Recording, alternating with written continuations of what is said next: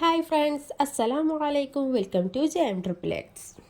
അപ്പോൾ ഞാൻ ഇന്ന് വന്നിട്ടുള്ളത് ബ്രേക്ക്ഫാസ്റ്റിനും അതുപോലെ തന്നെ നമുക്ക് ഈവനിങ് സ്നാക്കിനും ഒരുപോലെ തന്നെ യൂസ് ചെയ്യാൻ പറ്റുന്ന ഒരു അടിപൊളി റെസിപ്പി ആയിട്ടാണ് കേട്ടോ. അപ്പോൾ അതെങ്ങനെ ഉണ്ടാക്കുന്നതെന്ന് കണ്ടു നോക്കാം. അത് ഞാനിവിടെ ആദ്യം ഒരു 3 നേന്ത്രപ്പഴം എടുത്തിട്ടുണ്ട് കേട്ടോ. നല്ല പഴുത്ത നേന്ത്രപ്പഴമാണ്. അതുപോലെ ചെറുതായിട്ടൊന്ന് കട്ട് ചെയ്ത് കൊടുത്തിട്ടുണ്ട് കേട്ടോ. ഒരു നേന്ത്രപ്പഴം 4 മുറിച്ചതിന് ശേഷം ഇതുപോലെ ചെറുതായിട്ടൊന്ന് കട്ട് ചെയ്ത് കൊടുക്കാം. ഈ റെസിപ്പി എന്ന് പറയുന്നത് നിങ്ങൾക്ക് വളരെ പെട്ടെന്ന് തന്നെ ഉണ്ടാക്കിയെടുക്കാൻ പറ്റുന്നതാണ്. കുട്ടികൾക്കും മുതിർന്നവർക്കും ഒരുപോലെ കഴിക്കാൻ പറ്റുന്ന ഒരു അടിപൊളി റെസിപ്പിയാണ് കേട്ടോ. നല്ല ഹെൽത്തി ആയിട്ടുള്ളൊരു സ്നാക്കായിട്ടും അതേപോലെ തന്നെ ബ്രേക്ക്ഫാസ്റ്റിനും നമുക്ക് ഉപയോഗിക്കാൻ പറ്റുന്നതാണ്. അപ്പോൾ അതൊന്ന് പഴങ്ങളൊക്കെ ഇതുപോലെ ചെറുതായിട്ടൊന്ന് കട്ട് ചെയ്തെടുത്തിട്ടുണ്ട് കേട്ടോ. ഇതുണ്ടാക്കിയെടുക്കാൻ ഏറ്റവും നല്ല പഴം എന്ന് പറയുന്നത് തൊലിയൊക്കെ കറുത്തു പോയ പഴമാണ്. നല്ലോണം കൊഴുത്ത പഴമാണ് കേട്ടോ ഇതിന് വേണ്ടത്. ഇനി നിങ്ങളുടെ കയ്യിൽ അങ്ങനത്തെ പഴം ഇല്ലാന്നുണ്ടെങ്കിൽ സാധാ ഒരു മീഡിയം പഴുപ്പുള്ള ഒരു പഴം എടുക്കാം. എന്നിട്ട് വേണം ഇതുപോലെ ചെറുതായിട്ട് കട്ട് ചെയ്ത് കൊടുക്കുക കേട്ടോ. അപ്പോൾ ഞങ്ങൾ പഴങ്ങളൊക്കെ ഇതുപോലെ ചെറുതായിട്ടൊന്ന് കട്ട് ചെയ്ത് കൊടുത്തിട്ടുണ്ട്. ഈ ഒരു രീതിയിലായി വന്നിട്ടുണ്ട് കേട്ടോ. ഇതിവിടെ മാറ്റി വെച്ചിട്ടുണ്ട്. ഇനി ഇതിലേക്ക് ബാക്കിയുള്ള ഇൻഗ്രീഡിയൻസ് ഒന്ന് കാണിച്ചു തരാം. ഇനി ഇതിലേക്ക് വേണ്ടത് തേങ്ങ ചിരകിയതാണ് കേട്ടോ. ഇതുപോലെ 1 കപ്പ് തേങ്ങയാണ് ഞാൻ എടുത്തിട്ടുള്ളത്. ഞാനിവിടെ ഒരു കടായി എടുത്തിട്ടുണ്ട്. കടായി നല്ല ചൂടായി വന്നതിന് ശേഷം അതിലേക്ക് 2 ടേബിൾ സ്പൂൺ നെയ്യ് ഒഴിച്ച് കൊടുത്തിട്ടുണ്ട് കേട്ടോ. ഈ നെയ്യ് ഇല്ലാന്നുണ്ടെങ്കിൽ വെളിച്ചെണ്ണ ചേർത്ത് കൊടുക്കാം. ഇനി ഇതിലേക്ക് നമ്മൾ ചെറുതായിട്ട് അരിഞ്ഞു വെച്ച പഴം ഉണ്ടല്ലോ, അതൊന്ന് ചേർത്ത് കൊടുക്കാം. എന്നിട്ട് ജസ്റ്റ് ഒന്ന് കളറൊക്കെ ഒന്ന് മാറുന്ന വരെ ഒന്ന് വെയിറ്റ് ചെയ്യാം കേട്ടോ. ഇത് കൂടുതൽ ടേസ്റ്റ് ഉണ്ടാകുന്നത് നെയ്യിലാകുമ്പോൾ നല്ല ടേസ്റ്റ് ആയിരിക്കും കഴിക്കാൻ. വെളിച്ചെണ്ണയിലാവുമ്പോൾ ഇതിനായിട്ടുള്ളൊരു വേറൊരു ടേസ്റ്റും ആയിരിക്കും കേട്ടോ. അപ്പോൾ നമ്മൾ നല്ലോണം ഇതുപോലെ ഒന്ന് കളറൊക്കെ ഒന്ന് മാറി വന്നിട്ടുണ്ട്. ആ സമയത്ത് വേണം നമ്മൾ തേങ്ങ ചിരകിയത് ചേർത്ത് കൊടുക്കാൻ. ഞാൻ അതിലേക്ക് 1 മുറി തേങ്ങ ചിരകിയതാട്ടോ ചേർത്ത് കൊടുക്കുന്നത്. നിങ്ങൾക്ക് കൂടുതൽ വേണമെന്നുണ്ടെങ്കിൽ ചേർക്കാവുന്നതാണ്. തേങ്ങയും പഴക്കുകയാണെന്നുണ്ടെങ്കിൽ നല്ലൊരു ടേസ്റ്റ് ആയിരിക്കും ഇത് കഴിക്കാൻ. അപ്പോൾ നമ്മൾ തേങ്ങയും കൂടി ചേർത്ത് കൊടുത്തിട്ടുണ്ട് കേട്ടോ. നല്ലോണം ഒന്ന് മിക്സ് ചെയ്ത് കൊടുക്കാം. ആ നെയ്യിൽ കടന്നുകാണ്ട് നമ്മളെ പഴവും അതുപോലെ തന്നെ തേങ്ങയൊക്കെ നല്ലോണം റോസ്റ്റ് ചെയ്ത് വന്നിട്ടുണ്ട് കേട്ടോ. ഇനി ഇതിലേക്ക് ഞാൻ ചേർത്ത് കൊടുക്കുന്നത് 2 ടേബിൾ സ്പൂൺ പഞ്ചസാരയാണ്. അത് നിങ്ങളുടെ മധുരത്തിനനുസരിച്ച് ചേർത്ത് കൊടുക്കാം. അതുപോലെ തന്നെ പഴം ഉണ്ടല്ലോ, പഴം ഒരുപാട് മധുരമുള്ള പഴമാണെന്നുണ്ടെങ്കിൽ അതിനനുസരിച്ച് ചേർത്ത് കൊടുക്കാം കേട്ടോ. ഞാനിവിടെ 2 ടേബിൾ സ്പൂൺ ചേർത്തിട്ടുള്ളൂ. അതുകൂടി ചേർത്തതിന് ശേഷം ഒന്നുകൂടി ഒന്ന് മിക്സ് ചെയ്ത് കൊടുക്കാം. അപ്പോൾ അതൊക്കെ നല്ലോണം ഒന്ന് വഴണ്ടി വന്നിട്ടുണ്ട് കേട്ടോ. ഈ ഒരു രീതിയിലായി വന്നിട്ടുണ്ട്. ഇതിലേക്ക് നല്ലൊരു ഫ്ലേവറിന് വേണ്ടി ഒരു നുള്ളി ഏലക്കായ പൊടിയും കൂടി ചേർത്ത് കൊടുക്കുന്നുണ്ട് കേട്ടോ. അത് ഓപ്ഷണലാണ്, വേണമെന്നുണ്ടെങ്കിൽ ചേർത്താൽ മതി. അല്ല നിങ്ങളെ കയ്യിൽ ചുക്കും പൊടിയാണെന്നുണ്ടെങ്കിൽ അതും ചേർത്ത് കൊടുക്കാവുന്നതാണ് കേട്ടോ.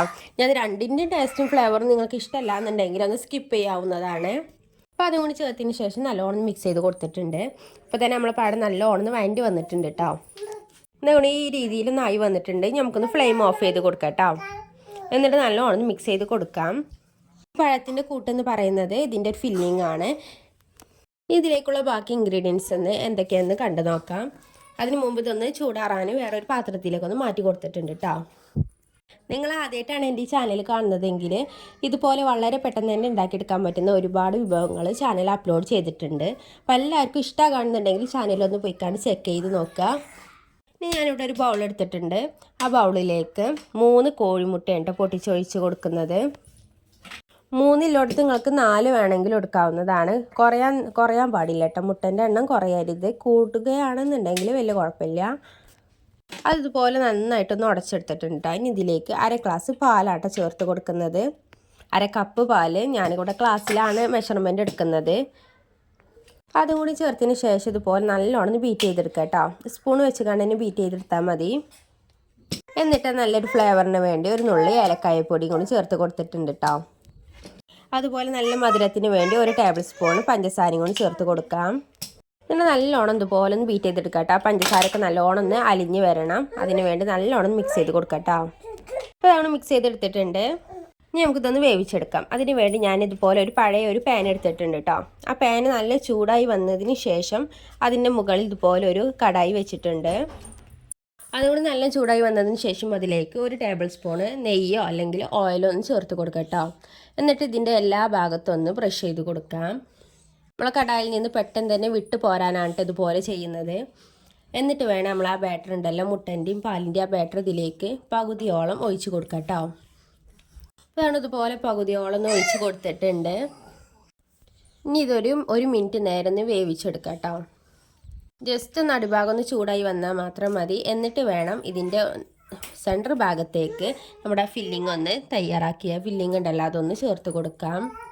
ഇതുപോലെ എല്ലാ ഭാഗത്തേക്കും ആ ഫില്ലിംഗ് ഒന്ന് ആക്കി കൊടുക്കാം.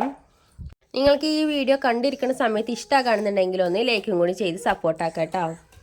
നിങ്ങൾക്ക് അതുപോലെ തന്നെ ചാനൽ ഇഷ്ടമാകുന്നുണ്ടെങ്കിൽ ഒന്ന് സബ്സ്ക്രൈബ് ചെയ്ത് സപ്പോർട്ടാക്കാനും നിങ്ങളെ ഫ്രണ്ട്സിനും റിലേറ്റീവ്സിനൊക്കെ നമ്മളെ ചാനലൊന്ന് ഷെയർ ചെയ്ത് കൂടിയും കൊടുക്കാം കേട്ടോ.